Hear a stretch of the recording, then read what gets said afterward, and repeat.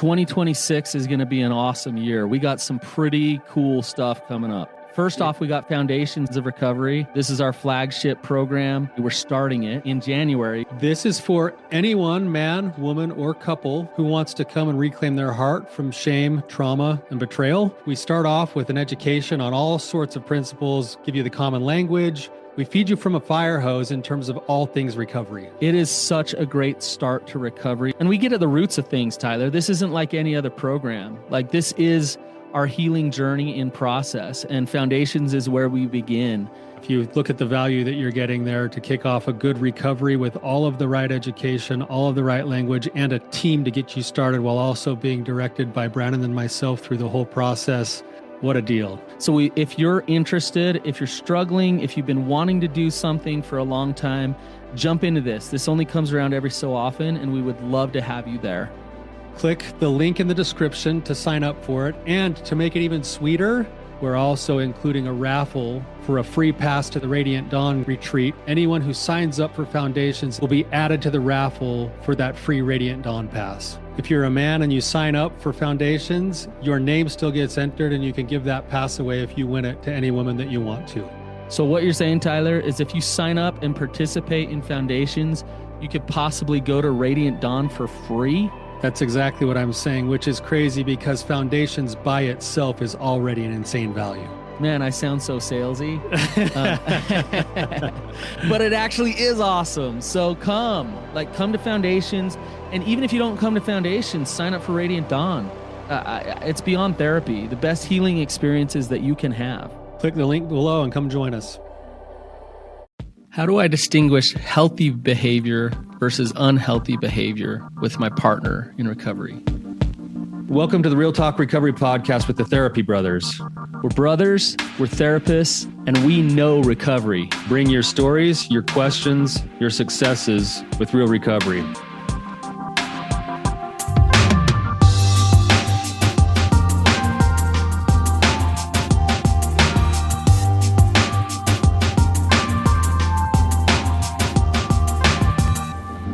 Okay, Brandon, another good one we're ready to go with today. Before we do that, just a quick review.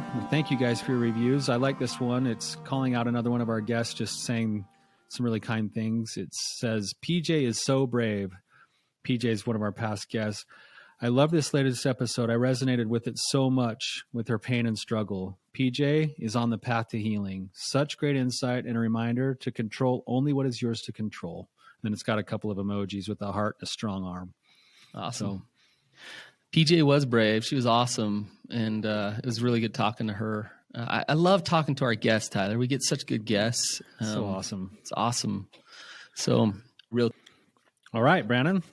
But before we jump in, you just told me about some crazy thing you're doing, like the New Year's resolution type deal. Oh man, like, you know, we treat addiction, and the fact of the matter is like food kicks my A. So I'm on a cleanse, and I won't talk about my bowel movements too much, but it's been interesting. well, when you go from 2 days of a jicama to 3 days of watermelon only, there's going to be something weird going on. Yeah. You know what? Here's the fascinating part is, like, you don't understand when you're numbing your life out. Like if you're really numbing out with sugar and food and these things, you start to feel things that are deep down in there that you don't realize. You start to feel emotions. There's even like spiritual awakening stuff that happens when you're kind of hungry. It's been really fascinating, really interesting. Also, like it's hard for me to like hang out with you, Tyler, and because everything is centered around food. Can't go to a family party anymore. Yeah. So anyways, we could go on and on about that, but I'm feeling good. I'm feeling healthy. It's the new year. By February, I should be back at McDonald's. So I'm just kidding. Just kidding. All right, man. Well, we got a good guest on today. Crystal has been willing to come on and share. So Crystal, thank you for coming on. And if you don't mind, just give us a little bit of background, whatever you feel comfortable sharing, and then ask your question and we'll have a discussion. Yeah, my name's Crystal. I've been with my partner for 6 years now. I've kind of had like a staggered disclosure. before we started dating, he had told me that he had a porn addiction and that he was working on it. So that summer before we started dating, he was abstinent. We thought that was, recovery back then. Started dating, time passed. About 3 years later, he had told me that the entire time he had been watching porn in our relationship. And then that's when I started pushing for like, what exactly is real recovery? We were listening to a bunch of podcasts. The Betrayed, the Addicted, and the Expert kind of led me to Therapy Utah. And so I started getting counseling in the last year, February of 2021. And then I started the LIFT program, and he joined me in the LIFT program. I think it started in March. I knew you looked familiar. Yep. I knew it. Yes. Yeah. Okay. So, since LIFT started, he then gave me another disclosure that he had not been honest about the number of times he was having relapses.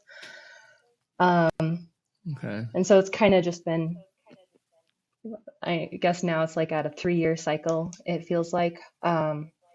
But that kind of leads me to, I feel like a lot of times I've asked for these kinds of disclosures. And so I'm just wondering, like, are there things that I need to ask for that'll help in my recovery? Am I avoiding denial by trying to say that I'm avoiding adding triggers to my life? Just like, what kind of stuff do I need to stay in this relationship in a healthy way? Mm-hmm. I love this question. Tyler, do you want to go first? Yeah. So if I'm hearing you right, just make sure I'm clear on it. You're basically saying every time there's been a disclosure, you've gone to him and asked him some questions, and then he goes, "Oh yeah, by the way, this is how it is." Is that kind of what you're saying? I guess I haven't really asked for it. Like, I've been dissatisfied with certain things, how they were going, and then he's like led to it. So like within the conversation, then he'll let me know what's happening. Oh, I see. Okay. So you come and say, "Hey, I've got a problem." And then it sort of kind of unravels into him saying, "Oh, by the way, I haven't really been totally honest with you." And that's been a pattern that's happened several times over the last few years. And now you're saying there's a part of you that doesn't even want to have the discussion or ask the questions because you're worried about like those answers and whether or not it's going to be healthy and just trigger you or not. And then there's a part of you that says, well, maybe I need to know those things. And what do I need to know in order to make my decisions? And what do I not need to know in order to make my decisions? Mm-hmm. Yeah. So in what I'm hearing Tyler say and clarifying this, Crystal, this system is not going to build trust or safety for you. And you know that. That's why you're asking, right? Like, okay, like I know where it kind of got set up is not working. So what does work? And you've been working your own recovery. Doing your own stuff. Are you feeling better? Are you feeling like you're moving forward, getting more empowered, trusting yourself more, not in denial? In some ways I do. I know that I could like do better at, fully engaging in the recovery process. Okay. So like I know I can definitely improve in that area. But yeah, I do feel pretty good about this process. Okay. What builds trust back at when it's been broken? Do you know? I forget your formula. Trust. Well, let's talk. Rigorous honesty. Hey, yes. I forget the word. There's one more. Empathy. So it's honesty, empathy, and consistency over time. And so, but let's back up a little bit and kind of look at what doesn't build trust, but that people think it's their first reaction or response to try to feel safe in a relationship. So you like pulling information out of him, and if he says the truth or if he lies, either way, that's not going to build trust. And any bit of force on your part for him to be a transparent, honest partner is not going to, that's actually going to destroy trust. And so when we talk about the trust equation, which you just said, honesty, empathy, and consistency over time, it's very different than this like, man, I want to know whether I'm safe or not, and I'm always feeling unsafe. It's my analogy of walking across the frozen pond. Every step you're checking how thick that ice is and if you're going to fall through. You might not be falling through the pond and drowning, but you're not safe with checking every step. And what I say to the partners is, your job is to sit on the shoreline and notice how thick that ice is getting. And what that means is you educate yourself about what real recovery is and understand what the process is of real recovery. And then you kind of watch and see how you feel with your partner, right? So do you see the difference, Crystal? Mm-hmm. Yeah. Tyler, any thoughts? I guess I'm using that analogy, Brandon and Crystal. Where do you think you see yourself at? I think I feel like I will step on the ice sometimes, test it out. But then I'll hear those cracks start, and then I'll get back up on the shoreline again. Yeah. Mm-hmm. Okay. Which I think is probably a normal part of the process that you're in. You're 3 years into this process. It sounds like you've got kind of an interesting situation where the disclosures come in like chunks, where, you get a few months or a couple of months or 6 months in, and then there's another disclosure, and then it goes back to what appears to be the work, but then it waits, and then the disclosure happens again. And so it would make sense that you'd be testing the ice a little bit, wondering about that. There's a couple of things maybe just to think about in terms of your question. What part of your question was, what's going to be helpful and what's not? And I just want to maybe outline a couple of things that probably won't be that helpful, that are really, really common because it feels like it's going to lead somewhere, but it often doesn't. So the overall goal in the relationship is to have safety and trust, right? And one way that often happens, like when there's been betrayal and there's been that trauma, that you want to try to find safety and trust, is you want to know if your partner's willing to disclose everything that there is to disclose. And there's a tendency to play a game we call 20 questions, which is to get stuck in the mode of asking all of the nitty gritty details about all of the things that maybe he's done or seen in the past, or all of that stuff. And it's natural to want to ask those things, but you've got to ask yourself, to what end? Like, how is it going to actually help you? And how is it going to just add more to your plate to be worried about every time you go somewhere new or do something different or watch something else on TV or whatever else it is? There's a level, you're looking more for the principle of the willingness to be honest than you are the details of the honesty. And then a lot of times that'll go to even a step further, which will cause even more pain and suffering, which is then to then rehash the same things 30 times over and have the story be slightly different each time, and then to confirm that there's no honesty. When in reality, there probably was general honesty. It's just that the details change a little bit according to memory, and then it feels like, oh, I can't trust anything, and he's lied to me again, over and over again. Those things aren't necessarily going to be all that helpful, even though they're natural places to want to go. Yeah. Does it make sense? I want to ask you, Crystal, go ahead, Brennan. When you feel safe with him, like, can you describe that? What does that feel like? Present moment.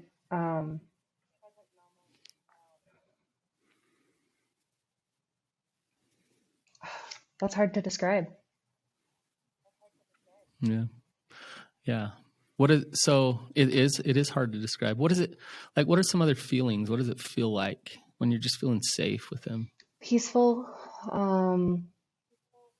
in line with each other, like a Mm-hmm. good flow if there's communication.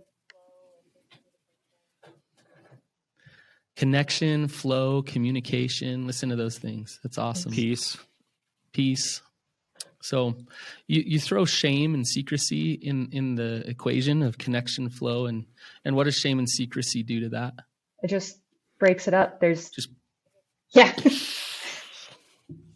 it blows it all up. It ruins it, right? So flow. I really like how you said presence. Like I'm with you in this present moment. I'm not defensive. I'm connected. And so what's interesting is when somebody has a lot of secrets going on, a lot of addiction going on, then they're feeding that shame over and over again. And they have a really hard time consistently showing up the way you just described and resonating on an energetic level with you that way. And women especially, women's intuition and gut feels are pretty amazing, right? Can pick up on how you're feeling and what's going on in that moment. And so when you really want to go like dig and figure something out and like, your gut feel is like, I'm not safe. Like, I don't feel peace. I definitely don't feel good. Right. You have a few options. One option is to go hover over him and force out whatever information you need to get out. Like that's one option, right? Do you know what any other options are? Are these all of your H's, Brandon? Well, I'm trying to get at the healthy stuff, right?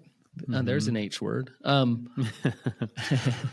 But like, okay, you can hover, you can hate him, you can push him away, you can try to force him to show up present and peaceful and all the things that you just described, Crystal. But what happens when you do that? If it's happening, it's fake. Yeah, it's never going to get you to that safe place. It won't. In fact, it'll exacerbate all of those feelings of craziness that you're in, right?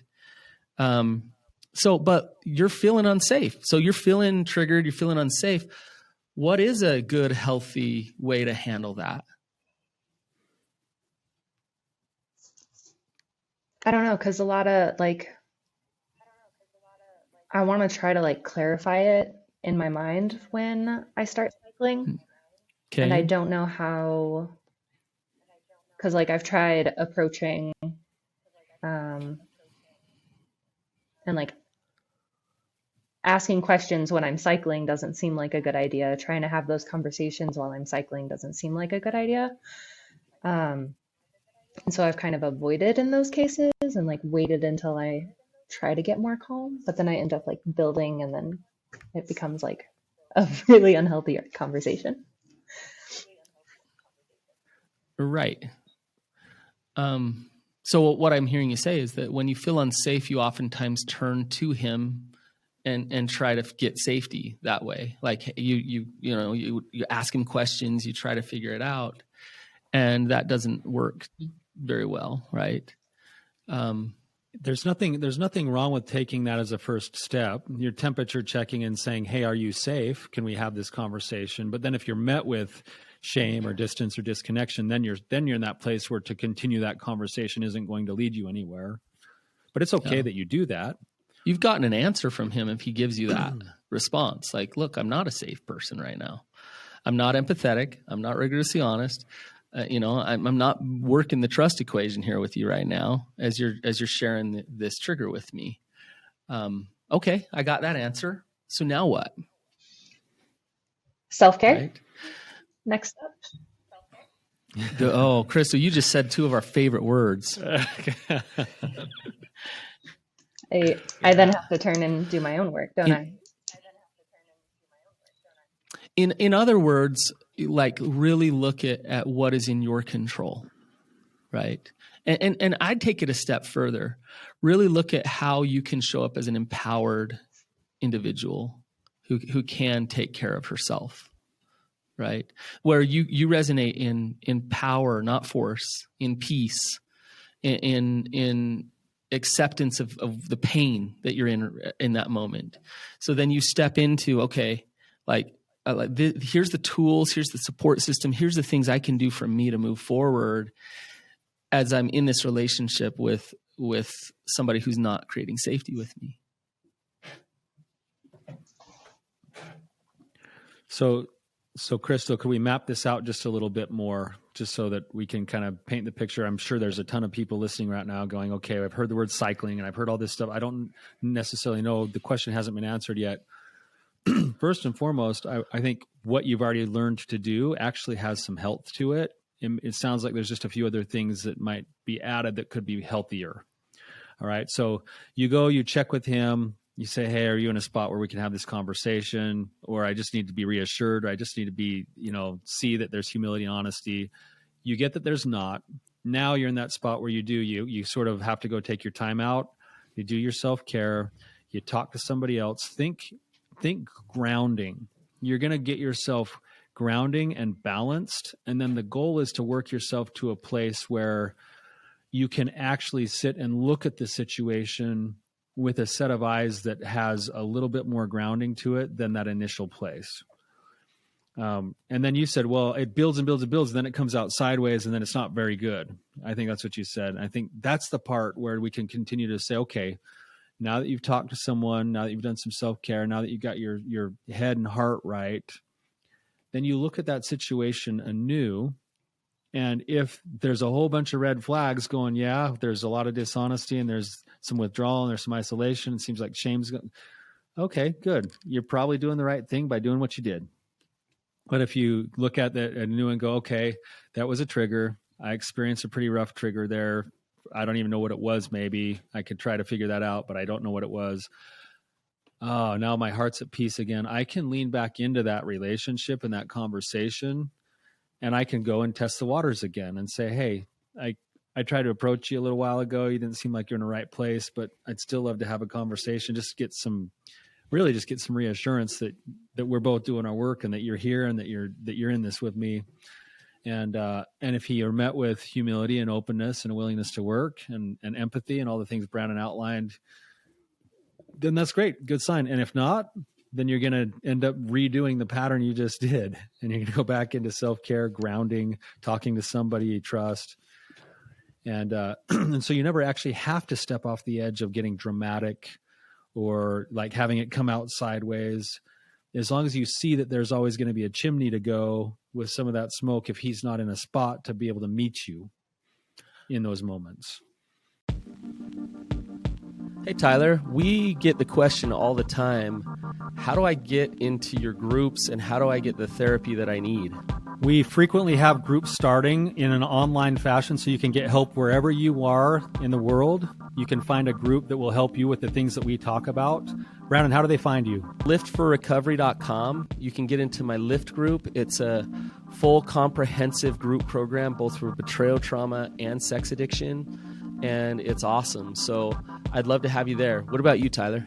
We run what's called a Foundations of Recovery group, which is for both betrayal, trauma, and addiction as well, all online. And it covers the basics of recovery, shame resiliency, mindfulness, a toolbox, helping to cope with healing, and also different kinds of communication. And you can find that at lovestrong.com. So there's options. There's no excuse now. If you are ready to work recovery, you can come work with me or you can come work with Tyler, and you'll get the help you need at either one of our programs. So come and join us at lovestrong.com or liftforrecovery.com. Look, Tyler, I want to talk about the flip side a little bit. So if I'm the person who's broken trust, right? Mm-hmm. And let's say Crystal comes to me and she's wanting to dig some, or she's out on the pond, like feeling the cracks and she's testing the waters and she's freaking out a little bit. In those moments when Crystal comes to her partner triggered, what I hope that he understands is a lot of times how that's interpreted is you think I'm bad, you think I'm not enough, you'll never trust me again, blah, blah, blah, blah, blah.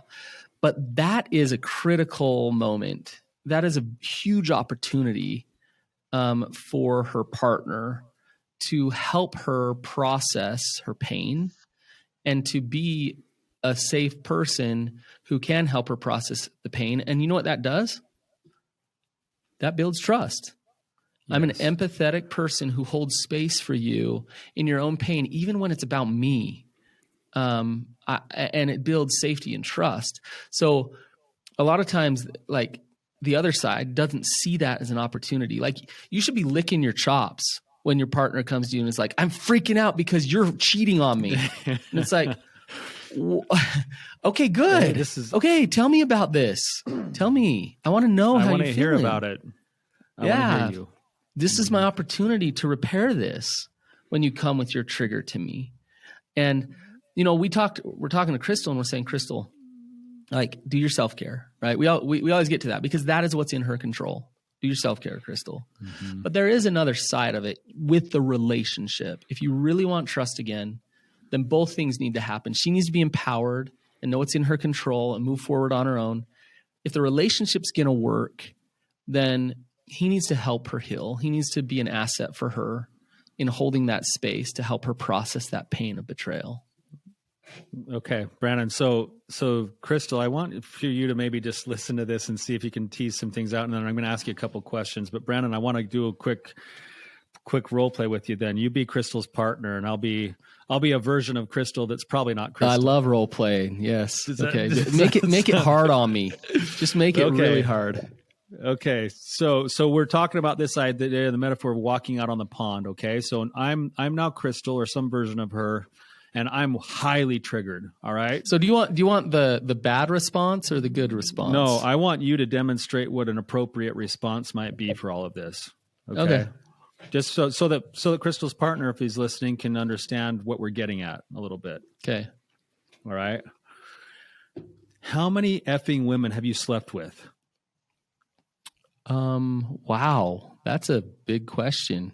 What's going on? I want to know right now. I deserve honesty. I want to know. I can ask anything I want. You should tell me the answer. Absolutely. Where's this coming from? Did you find something, or what's going on? It's coming from the fact that you've slept with how many effing women, and I don't even know how many, and you've never been honest with me. That's where it's coming from. Yeah. It's true. I've lied to you a lot. And now, Tyler, I got to take a time out just for a second. Okay. It's going to be really hard for me to do this if I do have a bunch of secrets going on. And so the first step to me empathizing is two things: me having boundaries with you and knowing that I'm okay even if you're triggered, and secondly that I've cleaned up my stuff so that I can hold this space with you. Okay, because if let's say I slept with a woman that day, like, I'm not gonna hold space very well. I can try to fake it. Right. So the first steps to empathy and really showing up for you is that, hey, I'm in recovery. I'm doing well. Okay. So back up. You're pushing me here. You still haven't answered my question. Yeah. You keep skirting the answer to my question. I want to know the answer. Well, I can tell you that I haven't slept with any women since we've done our disclosure, and everything's been out on the surface. I can tell you that, but that probably won't help. You're probably still feeling pretty scared. Like, I can tell something's going on, and I'd love to continue to hear how you're feeling. Okay. You're doing a pretty good job, Brandon. I mean, I probably wouldn't say it probably wouldn't go exactly that way, but the point is like, hey, like, you're feeling something, like, tell me. I want to dig. I want to get curious. I want to dig. I want to know where you are. Where you're digging, Brandon, is you're digging into, you got to think principally into the actual empathy part, which is connecting to the emotion of it all. Yes. And so really what's happening is if I'm coming to you and I'm asking all these questions, what I'm really looking for is this reassurance that there's honesty and willingness and humility and all of those principles. You can give those principles, and you may still have to be boundaried. Well, here's the thing. Because if I keep pushing you and I keep saying, yeah, but you still haven't answered my question, I want to know how many you've slept with. I want to know what your favorite this, whatever it was. And you may have to be the one to say either, oh, I'm happy to answer those if you think they're going to help, but I don't think they're going to help. Or you're going to have to say, hey, look, I don't really think that's going to be helpful, but I do see that you're in a ton of pain and I want to hear that pain. Yeah. Right. Like, but you may still have to have some boundaries there on some level. Not may. Like, I need to have my own boundaries. This is where I talk about masculinity all the time. Healthy masculinity will do this. It will connect to the feminine and love her in her feelings and whatever's going on with her, but still be grounded enough within himself to say, this is what works for me and this is what doesn't work for me. And so as here you are saying, like, I know you're this or that. If I'm grounded, then it's like, man, I can hold all the space in the world for you. But if you start attacking me or what, I can say like, hey, that doesn't work for me. I'm happy to have this conversation as long as we have respect with each other. And so, so that's what creates the safety, right? So Crystal, as we're talking through this. Yeah. What are you thinking and feeling right now, Crystal? What are your thoughts?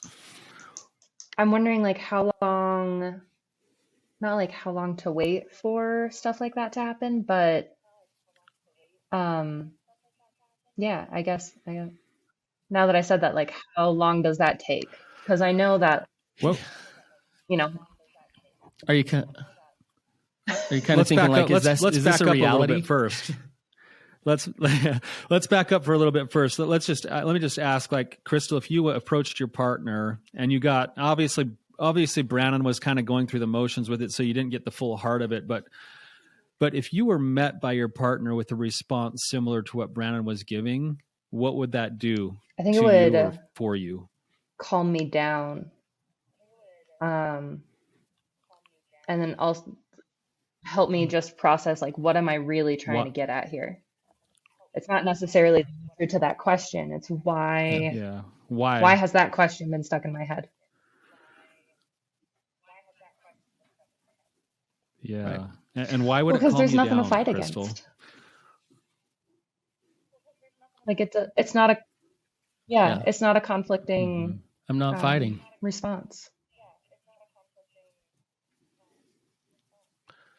Here's the deal. If let's say my partner came to me and said, how many women have you slept with? And let's say I haven't slept with any women, right? Her thinking that I have is causing an emotion of fear, maybe some shame inside of her, all kinds of stuff. I'd have to dig there to find it, right? Are those emotions valid? Absolutely. Like, they are real to her. And those emotions are there. They're valid. Now, can they be valid even though I haven't slept with a bunch of women? And that's what she's accusing me of, right? So this is where the real healthy masculine strength can show up. And I shouldn't say masculine. I should say in a partnership, as a partner, you can show up and say, I am strong enough to be here for you in your triggers and your pain. And because I am, then I loved your answer, Crystal. I can help you process through this. Like, I'm going to really be an asset for you, right? So that's what recovery feels like. And then your question was, now we can get back to where you're saying, how long do I wait for some type of response? Yeah, because I know it like takes time to happen? Is that what you were asking? Learn those things. So I'm just wondering how long that takes. So the answer to that is it depends. If you look at your situation and you can see a partner who's engaged in trying to learn the principles of recovery, wholehearted living, connection to God, self, others, you see him going to work on his own shame resiliency, then you can hang in there. But if you don't see any of that stuff happening, then nothing's going to change. Does that make sense? So it's not necessarily a time frame as much as it is a sort of like effort and trajectory kind of thing. Mm-hmm. Does it make sense?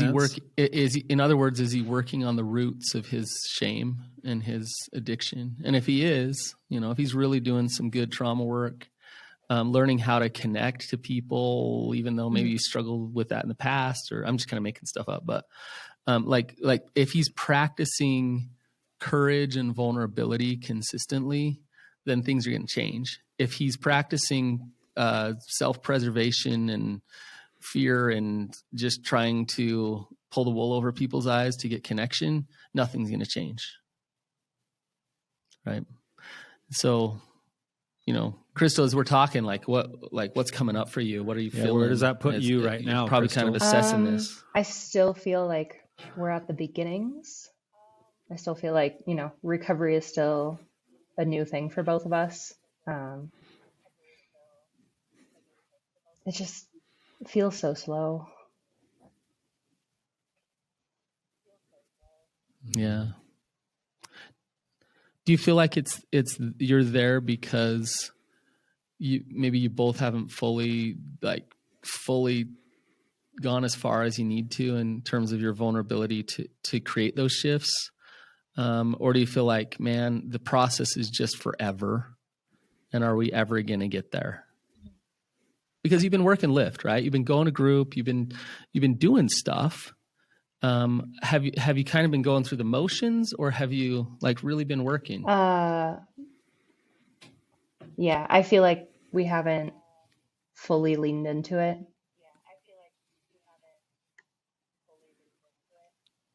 Okay. What's preventing that from happening, Crystal? Probably what emotional. Is it logistical or emotional? Right now I'm What feeling like a lot of fear. Like it's a scary thought.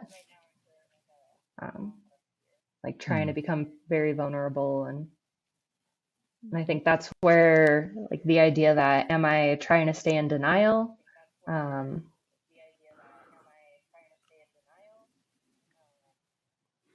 What are you most afraid of, Crystal? I'm not sure. I don't know right now.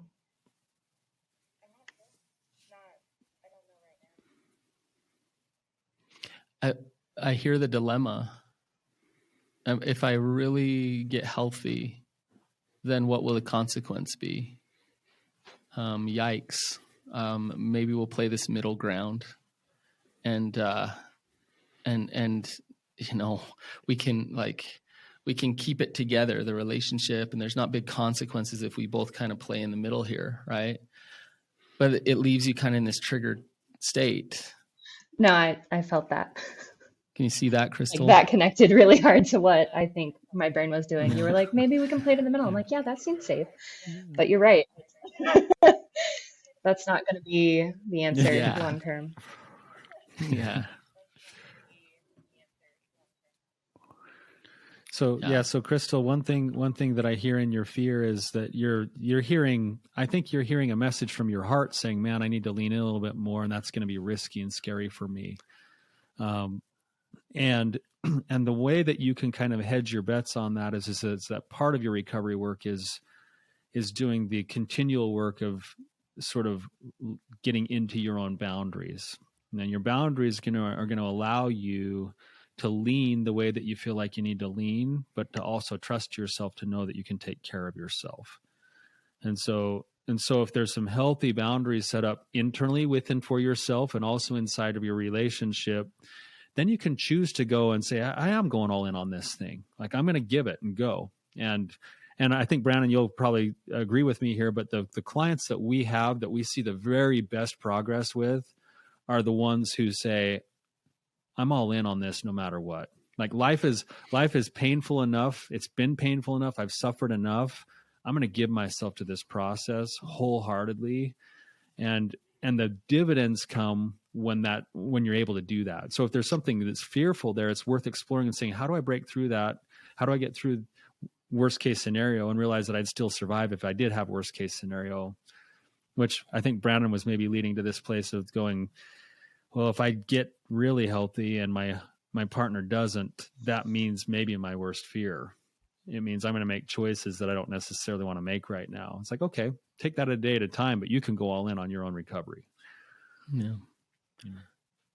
Crystal's interesting working with people, and I treat sex addiction and whatever. But I also talk about other things. And so one of the things that comes up a lot for people is their purpose in life. And it's really fascinating to me is when somebody is out of alignment with God and what God wants them to do, they feel this sense of there's suffering that happens. There's this sense of like, ugh, like something's not right. I just don't feel happy or good or free, at peace. And it's really been interesting talking to you because I feel like God needs you. I feel like God needs you to go all the way. You're a courageous woman who can do, I mean, Tyler and I maybe selfishly will say this, but we need you. We need you in the fight with us. We need you fully in your recovery, in helping other women and showing up. And so selfishly we'll say that, but that will also get you out of that suffering because you'll feel in alignment with what God really has in store for you. And you don't know that yet. And that's the hard part. So you look at the future and it's like, man, this could destroy my relationship or this or that. So you don't know exactly where God's going to take you by going all the way with your recovery. But if you're feeling that that's what you need to do, then that's what you need to do. Right. So. Crystal, we're getting a little short on time here. Any last thoughts or questions? We've probably opened up more questions than we've given answers for today. I don't think I have any other thoughts or questions.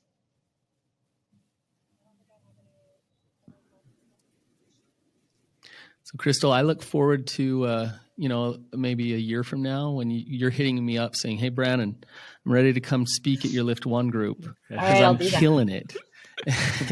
Okay, I can't wait. That'll be good. Crystal, thank you so much for your willingness to come on. I also, Brandon, just wanted to take a minute to just express gratitude to all of our listeners and for those of you who give us feedback. We get a lot of feedback from you guys, sometimes through the reviews and sometimes through other channels. But thank you. Thank you for listening. Yeah. Thank you for giving us that feedback. And hopefully, really our goal here is to be helpful. So we love your feedback. So thank you. Yeah, we appreciate you. All right, you guys, if you like this episode, then share it and have a great day. We'll see you guys later.